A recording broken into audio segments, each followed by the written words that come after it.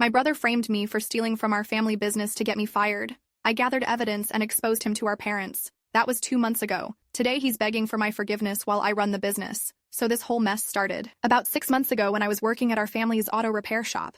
For real, this place has been in our family since my grandpa opened it back in the 70s. We're talking old school American dream stuff. Started with nothing but a dream and a toolbox. Built it into something that actually matters in our small town. My dad took over when grandpa retired, and honestly, he did a solid job keeping the legacy alive. The shop's got that authentic vibe, you know? Oil-stained concrete floors, snap-on tool calendars on the walls, and a Coca-Cola vending machine that's been there since I was knee-high to a grasshopper. Customers trust us because we've earned it over decades of honest work. My brother and I both grew up turning wrenches alongside Dad. While other kids were playing Xbox, we were learning the difference between a Ford and a Chevy engine just by listening to them idle. Dad always said the business would be ours someday, split right down the middle, fair and square, just like everything else in our family, or at least that's what I thought.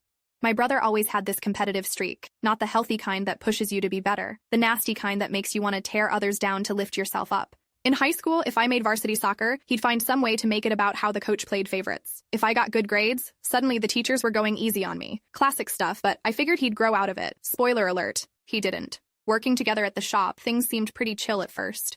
We had our rhythm down. I handled most of the customer service and bookkeeping side while he focused on the heavier mechanical work. Dad supervised everything, making sure we were learning the business inside and out. Honestly, for a while there, I thought we made a pretty good team. The first red flag should have been when money started going missing from the till. Nothing major at first, 20 here, 50 there. Dad mentioned it during our weekly family dinner, saying he must be miscounting or maybe customers were shortchanging us accidentally. Small town trust, you know? Nobody wanted to assume the worst, but then the amounts got bigger. A couple hundred missing after busy weekends. Tools started disappearing too. Good stuff like craftsman wrenches and diagnostic equipment that cost serious cash. Dad was getting stressed and I could see it wearing on him. This business was his baby, and somebody was stealing from it. That's when my brother started making comments. Little suggestions dropped into conversations like poison in a well. Things like how I was always the one handling the cash register, how I had access to the tool inventory, how maybe Dad should keep a closer eye on who had keys to what. I should have seen it coming, but honestly, you don't expect your own flesh and blood to set you up like that. The whole thing came to a head on a Tuesday morning in March. I rolled up to the shop in my beat-up Honda Civic, grabbed my usual gas station coffee, and walked into what felt like a family intervention. Dad was sitting behind his desk looking like somebody had died, and my brother was standing there with this expression I'd never seen before, like he was trying to look sad but couldn't quite hide how pleased he was. Dad cleared his throat and said we needed to talk. The way he said it made my stomach drop to somewhere around my boots. Turns out my brother had been keeping track of every time money went missing, every tool that disappeared, and somehow it all lined up with my shifts. He had this whole presentation, ready, dates, times, amounts, made it look like I'd been systematically robbing our own family for months. The worst part wasn't even being accused. It was seeing the doubt in Dad's eyes. This man who taught me everything I knew about integrity and hard work was looking at me like I was some kind of stranger. My brother just stood there, playing the concerned sibling act, talking about how hard this was for him to bring forward. Dad asked me point blank if I'd been taking money and tools. The question hit me like a punch to the gut because I realized that if I had to ask it, part of him already believed I might have done it. I denied everything, obviously, because I hadn't done anything wrong. But my brother had done his homework. He had explanations for everything, how I could have manipulated the books, when I could have taken stuff without being noticed. It was like he'd been planning this for months, building a case against me brick by brick. Dad said he needed time to think about everything. In the meantime, maybe it would be best if I took some time off from the shop, just until we could figure out what was really going on. That night, I sat in my apartment eating leftover pizza and trying to process what had just happened. My own brother had basically gotten me suspended from the family business. The place I'd worked at since I was 16, the company I thought I'd inherit someday, was now treating me like a criminal. But here's the thing. I knew I was innocent, which meant somebody else was guilty. And if my brother was so quick to point fingers at me, maybe I should start looking a little closer at him. Update.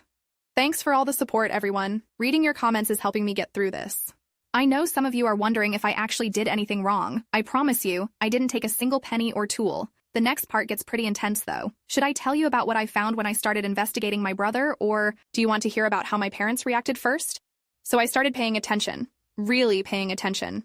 First thing I did was go through my own records. Bank statements, receipts, everything. If I was going to prove my innocence, I needed to be absolutely sure of my own timeline. Turns out, keeping detailed records of your life comes in pretty handy when somebody's trying to frame you. I noticed something interesting right away. Most of the dates my brother said money went missing, I had solid alibis for at least part of the day. Grocery store receipts with timestamps, text messages with friends, even some photos I'd posted on social media. Nothing definitive, but enough to show his timeline wasn't as airtight as he'd made it seem. Then I started thinking about opportunity. My brother always made a big deal about how I was the one with access to the cash register, but the truth was, we both had keys to everything. The register, the tool cabinets, the office, Dad trusted us equally. So if I could have taken stuff, so could he. That got me wondering about motive. Why would he want to steal from our own family business? We were both getting paid decent money, and we knew we'd inherit the place eventually anyway. It didn't make sense for me to jeopardize that, but maybe it made sense for somebody who wanted to inherit more than their fair share. I started keeping an eye on my brother's social media, and that's when things got interesting. Dude was living way above his means. New Jordan sneakers, weekend trips to Vegas, rounds of golf at the fancy country club across town. Either he'd hit the lottery, or he was funding his lifestyle somehow. Then I remembered something. About 3 months ago, he'd bought a brand new Dodge Ram pickup truck. Paid cash, too, because I remember him bragging about how he'd walked into the dealership with a stack of hundreds and driven off the lot same day. At the time, I figured he'd been saving up, but now I was starting to wonder where that money really came from. I needed proof, though. Suspicions don't mean anything without evidence. That's when I got creative. I started showing up at the shop during off hours, using my key to check on things. Dad always said we should keep an eye on the place, make sure nobody was breaking in. Technically, I wasn't doing anything wrong. On my 3rd late-night visit, I hit jackpot. I was checking the office when I heard somebody else coming in through the back door. My brother's voice, talking to somebody on the phone about meeting up, later to move some stuff. I hid behind the parts counter and listened to him rummaging around in the tool storage area. He was definitely taking things. I could hear him loading stuff into boxes, muttering to himself about prices and buyers. This wasn't random theft. This was organized, planned, systematic. He had customers lined up for our tools, but the real bombshell came when he made another phone call. He was talking to somebody about the family situation and how he'd handled the competition. Said something about how Dad would never suspect him now that he'd pointed the finger elsewhere. That's when it clicked. This wasn't just about stealing tools and cash. This was about eliminating me from the family business entirely. He wasn't just robbing us. He was framing me to get my half of the inheritance. I stayed hidden until he left, then I started documenting everything. Took photos of the disturbed tool inventory, the empty cash box he'd left sitting open, everything that proved somebody had been there after hours. Most importantly, I started recording our conversations. Next day, I called him up and started asking casual questions about the missing money and tools. Got him talking about his theories, his timeline, all the evidence he'd supposedly found against me. Then I started poking holes in his story, asking for details he couldn't provide. The more we talked, the more obvious it became that he was making stuff up as he went along. He'd say I was at the shop on days I could prove I wasn't. He'd claim tools went missing during shifts I didn't even work. When I pointed out these inconsistencies, he'd get defensive and try to change the subject. But the smoking gun came when I asked him about his new truck. I mentioned how impressive it was that he'd saved up enough cash to buy it outright, especially on his salary from the shop. Asked him how he'd managed to put away that kind of money without anybody noticing. He got real quiet for a minute, then started spinning this story about cryptocurrency investments and side jobs. Problem was, I knew for a fact that he didn't know anything about crypto, and I'd never seen him work anywhere else. Plus, his story kept changing every time I asked about details. That night, I laid out everything I'd gathered. Photos, recordings, timeline inconsistencies, financial questions he couldn't answer. It was like putting together a puzzle, and every piece pointed to the same conclusion. My brother had been stealing from the family business for months, maybe longer. When he realized Dad was getting suspicious, he decided to frame me to throw suspicion off himself. Kill 2 birds with 1 stone, keep stealing without getting caught, and eliminate his competition for inheriting the business. It was actually pretty smart, in a completely messed up way. He knew Dad would be more likely to believe him over me because he'd always been the responsible one who never caused trouble. Plus, by making it look like I was the thief, he could continue his operation without anybody watching him too closely. The only problem with his plan was that he'd underestimated how determined I'd be to clear my name. Update. Wow, you guys are invested in this story. I'm getting DMs asking if I confronted him directly or went to my parents first. The truth is, I knew I had to be strategic about this. One wrong move and he could have turned it around on me again. What do you think I should have done? Gather more evidence or take what I had straight to Dad? I knew I had to be smart about how I handled this. Going in half-cocked would just give my brother another chance to manipulate the situation. So I spent another week building an airtight case. I set up a basic security camera in the shop. Nothing fancy. Just one of those wireless ones you can get at Best Buy. Hid it behind some old manuals where it had a clear view of the tool storage and cash register. If he was going to keep stealing, I wanted it on video. Sure enough, he showed up the very next weekend. Rolled in around midnight in his fancy truck, used his key like he owned the place. The whole thing was captured in beautiful high definition. Him opening the tool cabinets, stuffing expensive equipment into a duffel bag, even counting out cash from the register. But the best part was when he stopped to admire himself in the reflection of the shop window, probably thinking about how clever he was. The camera got a perfect shot of his face and the stolen goods. I also did some digging into his buyer network. Followed him one evening when he left the shop with another bag of tools. He drove straight to this sketchy pawn shop across town, the kind of place that doesn't ask too many questions about where merchandise comes from. I watched him go in with the bag and come out with cash, called the pawn shop later, pretending to be interested in buying tools. The guy working there started showing me craftsman wrenches and diagnostic equipment that looked suspiciously familiar. When I asked where they got such nice stuff, he just winked and said they had a regular supplier who brought in quality merchandise. That was all the confirmation I needed. The hardest part was waiting for the right moment to reveal everything. I wanted to make sure I had enough evidence that my brother couldn't talk his way out of it, but I also didn't want to wait so long that he'd have time to cover his tracks. The opportunity came during our next family dinner. Dad was talking about how the missing money and tools were really hurting the business. He looked tired, stressed, like the whole situation was eating at him from the inside. Mom was trying to stay positive, but I could tell she was worried too. Brother was sitting there nodding along, playing the concerned son act, talking about how we needed better security, maybe some cameras or an alarm system. The irony was almost too much to handle. That's when I decided it was time. I told Dad I had some information about the thefts that he needed to see. Asked if we could all sit down together after dinner to discuss it. My brother immediately got defensive, asking why I was being so secretive, but Dad agreed we should clear the air once and for all. After Mom finished cleaning up, I pulled out my laptop and started laying out the evidence. Began with the timeline inconsistencies and my brother's accusations against me, showing how his dates didn't match up with my documented whereabouts. Then I showed them the financial analysis. How much money my brother had been spending compared to what he should have been earning. The cash purchase of his truck, the expensive clothes and entertainment, all of it adding up to way more than his salary could support. Dad was starting to look uncomfortable, and my brother was getting more agitated by the minute. He kept trying to interrupt, making excuses and accusations, but I pressed on.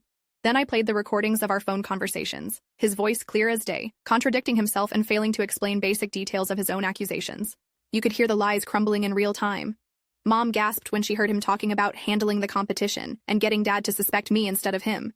That's when the reality of what he'd done really started to sink in for everyone. But the knockout punch was the security footage. Seeing their own son, their trusted employee, systematically robbing the family business was devastating for my parents. Mom started crying, and Dad just sat there staring at the screen like he couldn't believe what he was seeing.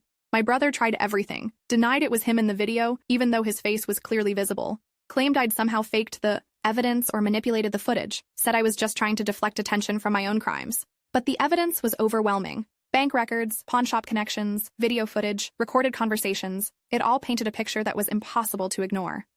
Dad finally spoke up, his voice quiet and disappointed.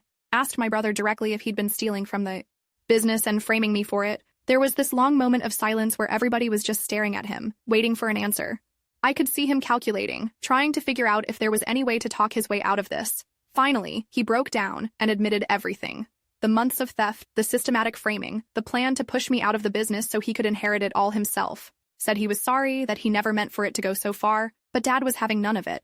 The disappointment in our parents' faces was brutal to watch. This was their son, someone they'd trusted completely, and he'd betrayed that trust in the worst possible way. Not just by stealing, but by trying to destroy his own sister's reputation to cover it up. Dad told him he had 24 hours to return everything he'd stolen that he still had and to figure out how he was going to pay back the rest. Said he was banned from the shop indefinitely and would be lucky if we didn't press charges.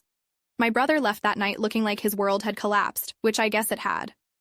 The next morning, Dad pulled me aside and apologized for doubting me. Said he should have known better, should have trusted his gut about my character instead of letting the evidence convince him otherwise. We talked for hours about how to move forward, both with the business and as a family. That conversation changed everything. Dad said he'd been thinking about retirement anyway, and this situation had shown him how important it was to have someone he could trust completely running the business. He offered to start transitioning management responsibilities to me immediately, with the understanding that I'd eventually take over entirely. It wasn't the way I'd imagined inheriting the family business, but it felt right. I'd proven I could handle pressure, solve problems, and most importantly that I truly cared about preserving what our family had built. My brother tried to come back a few weeks later, hat in hand, talking about how sorry he was and how he wanted to make things right. But Dad made it clear that trust, once broken, isn't easily repaired, especially not when the betrayal was so calculated and personal. The business has been thriving under my leadership. Turns out, when you're not hemorrhaging money and inventory to theft, profit margins improve dramatically. I've implemented some new systems, expanded our services, and even hired a couple of additional mechanics to handle our growing customer base. My brother's been struggling, though. Word gets around in a small town, and his reputation is pretty much shot. He's working construction jobs when he can find them, but the expensive lifestyle he was funding with stolen money is long gone. Had to sell the truck, moved back in with our aunt, basically starting over from scratch. Part of me feels bad for him sometimes. He's still family after all. But then I remember how he looked me in the eye and tried to destroy my life to benefit himself, and the sympathy fades pretty quick. Update. This is probably going to be my final update unless something major happens. A lot of you have been asking how I'm doing now and whether my brother has tried to make amends. It's been 2 months since everything came out, and honestly, life has been pretty good. I love running the business, and customers have really responded well to some of the changes I've made. As for my brother, well, let's just say karma has a way of sorting things out. Thanks for following along with this crazy story, everyone. Sometimes the good guys really do win in the end. Actually, I lied about that being the final update because something happened yesterday that I have to share. My brother showed up at the shop while I was closing up. Looked rough, like he hadn't been sleeping well, clothes that had seen better days, just generally worn down by everything that's happened to him. He asked if we could talk, said he'd been doing a lot of thinking about what he'd done and how badly he'd messed up. Started going into this whole speech about family and forgiveness and how he wanted to make things right. I listened to him for a while, mostly because I was curious about what angle he was working this time. But it became pretty clear that he wasn't really sorry about what he'd done. He was sorry about getting caught and facing consequences. He kept talking about how we used to be a team, how the family business should stay in the family, how Dad was getting older and would need both of us to keep things running. Classic manipulation tactics, trying to make me feel guilty for his situation. The real kicker came when he suggested we could work out some kind of partnership. Said he'd learned his lesson and would never steal again, promised he could help me grow the business bigger than ever, even had the nerve to suggest that his mistakes had taught him valuable lessons that would make him a better business partner. I let him finish his pitch, then told him exactly what I thought about his offer. Explained that trust isn't something you can just ask for back after you've shattered it completely. That stealing from your own family is bad enough, but trying to frame your sister for your crimes is unforgivable. That the business was doing better without him than it ever had with him. Most importantly, I told him that I didn't need his help or his partnership. I'd proven I could run this place successfully on my own, and I wasn't about to risk everything I'd built by letting him back in. He got defensive then, started talking about how I was being unreasonable and holding grudges. Said something about how family should stick together no matter what, conveniently forgetting that he'd thrown that principle out the window months ago when he decided to betray me. When he realized I wasn't buying what he was selling, he switched tactics. Started talking about how Dad wouldn't want the family torn apart like this, how Mom was worried about both of us, how this whole situation was hurting everyone. That's when I lost my patience. Told him that he was the one who tore the family apart, when he chose greed over loyalty. That if Mom and Dad were hurting, it was because of his actions, not mine. That he'd had every opportunity to do the right thing, and instead chose to double down on his lies until the evidence was overwhelming. He left pretty upset, muttering about how I'd changed and become cold. But honestly, I haven't changed at all. I just finally see him clearly for who he really is. Later that evening, Dad called to check in. Turns out my brother had gone to see him too, trying to get Dad to pressure me into giving him another chance. Dad shut that down pretty quick, told him that earning back trust is something you have to do through actions over time, not through manipulation and guilt trips. Dad also mentioned that he'd been getting calls from some of my brother's creditors. Apparently, his financial situation is even worse than we thought. He'd been living on credit cards and personal loans, probably hoping to pay them off with money from his theft operation. Now that the stealing has stopped, the bills are piling up fast. Part of me wonders if that's the real reason he came to see me. Not because he's genuinely sorry, but because he's desperate and sees me as his best chance at getting back to easy money. Either way, it doesn't matter. I've got a business to run, employees who depend on me, and customers who trust us. I'm not about to jeopardize any of that for someone who already proved they'd sacrifice everything for their own benefit. The family business is thriving. I'm doing work I love, and I wake up every morning knowing I earned everything I have through honest effort. My brother chose his path, and now he gets to live with the consequences. Sometimes justice takes a while to show up, but when it does, it's usually worth the wait. These days, I spend my mornings at the shop going over schedules with my mechanics, my afternoons working on the more complex repairs myself, and my evenings planning improvements and expansions. It's exactly the life I always imagined having, just not the way I expected to get here. My brother is learning that actions have consequences. Our parents are proud of how I've handled everything, and the business is stronger than ever. Can't really ask for a better ending than that.